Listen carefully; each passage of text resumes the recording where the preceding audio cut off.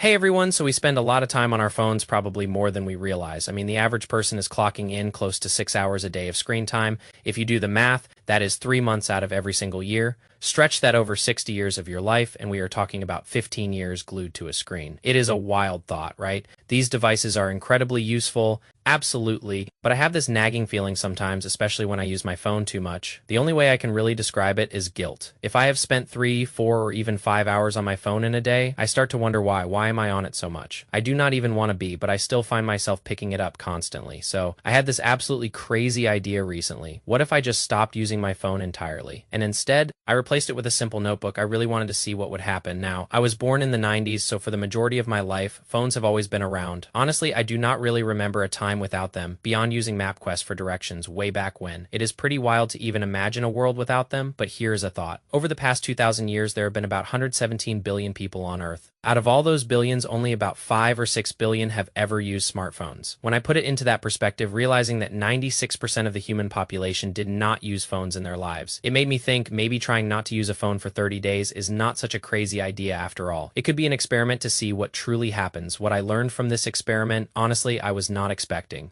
I had some vague ideas about how it would go, what it would feel like to lock my phone away and not touch it at all, but the results, they were truly incredible and genuinely fascinating. So let me share that with you today. The rules for this experiment were pretty straightforward. I was going to lock my phone away, out of sight, out of mind. Then I would allow myself to carry a notebook, essentially replacing my phone with one of these small notebooks I bought on Amazon. Think about it. Your brain is this intricate web of information, and we need a place to categorize and store our thoughts and ideas. I realized this very quickly within a couple of hours of not having my phone that I absolutely needed these notebooks. I started carrying them around in my pocket all the time. For those moments when a thought pops into your head, or you suddenly remember, oh, I need to turn in that assignment, or I have to take care of this project. Having these basic notebooks in my pocket at all times was incredibly helpful and useful throughout the experiment. So here's what I learned from this whole thing. There are 3 big takeaways, and yes, there were a couple of significant downsides too. But the biggest revelation, the one I noticed immediately, right off the bat, was how incredibly freeing it felt to not have my phone on me. Leaving it at home in a drawer, going out, meeting up with friends, it was one of the most liberating experiences of my life. Normally when we have our phones, we are constantly reaching for them. You probably remember those moments. Maybe you leave the house to go grocery shopping, and then it hits you, wait, where is my phone? You start patting your pockets. And this little wave of panic, a rush of anxiety washes over you. You are suddenly wondering, where is my phone? Is someone messaging me? I need it. How do I get home? What if something goes wrong? I know this happened to me personally. I do not want to speak for everyone, but that is exactly how I felt. However, when I actively made the decision to not have it on me,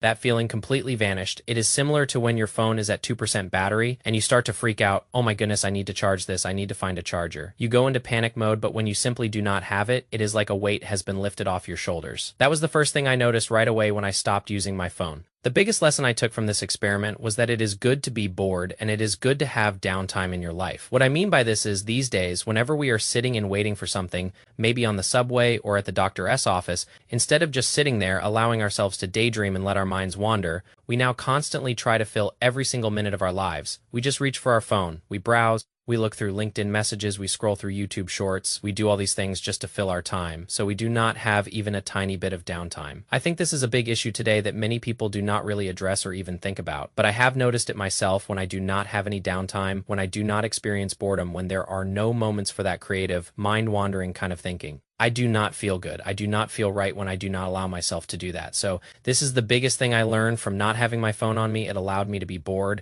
It allowed me to have that downtime. And then also to recognize things I might not have been aware of before, like sitting on the subway. You start to notice things about other people and things around you. You think, wow, I never saw that before. How did I never see that before? Well, I was so focused on my phone all the time that I never looked up and looked around and observed everything in the world. I think it allows you to balance things out. So you are not always seeking those little hits of dopamine. You have that time where it is just kind of relaxed and there is not too much going on. I think that is good for us because today we are always looking for gratification. Every minute, we are looking for some new form of gratification, constantly searching for dopamine anywhere we can find it. Now, I will admit there were quite a few roadblocks as well from not having my phone on me. One of the biggest ones is that I was getting lost a lot. I would have to memorize directions before I would go out to meet with friends or even to go to a certain store. I would think, okay, how do I get to Home Depot? I would try to remember all the steps, or I would jot down the directions to get there, and then I would inevitably get lost and have to go and talk to someone, like go to a gas station and ask for directions. People looked at me pretty funny when I would ask, but it was fun. And people would ask, why do not you just look this up on your phone? I would just tell them, oh, my phone is dead.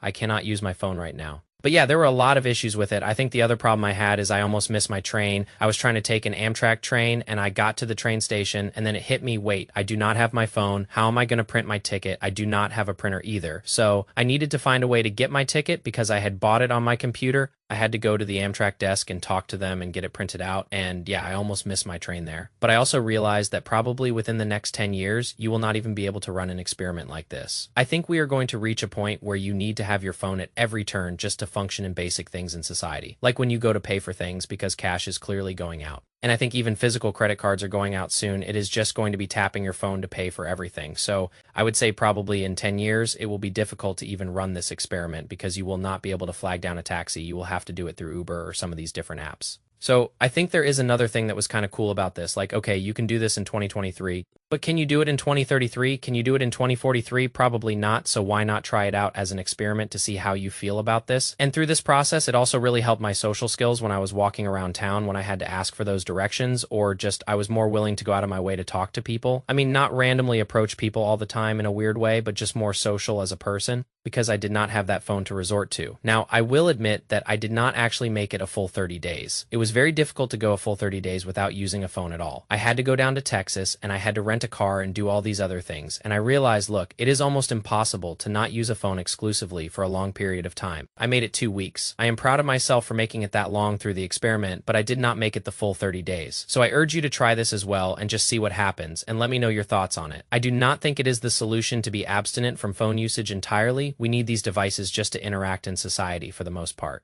I think I have to go back to my traditions of using things like the locking cookie jar and putting my phone in grayscale mode and turning off notifications. And then also I recently found a company called ClearSpace. What this does is it has significantly reduced my screen time on my phone from what I was doing, probably a few hours per Dalton Y, down to 90 minutes per Dalton Y. And it does some basic things. For example, when you try to access certain apps, it will make you wait. I think it is about 15 seconds. It will make you wait. And it kind of makes you second guess, like, wait, do I really need to open Instagram right now? So just those little things that it will do to kind of nudge you in the right direction, reminding you, hey, but do you really want to access this app right now has significantly reduced my screen time. So if you support this channel and you also really want to reduce your phone usage, because maybe you as well feel guilty about using your phone so much, then it would really mean a lot to me if you went and checked them out. Just for transparency here, they are not paying me to say this, but we did invest a small amount into the company through our venture fund. Download the app, try it out for a week, and let me know how you feel about it. I know like the first few days when I tried it out, I was like, man, I really just want to get on these apps, and ClearSpace is not letting me. And then after a certain period of time,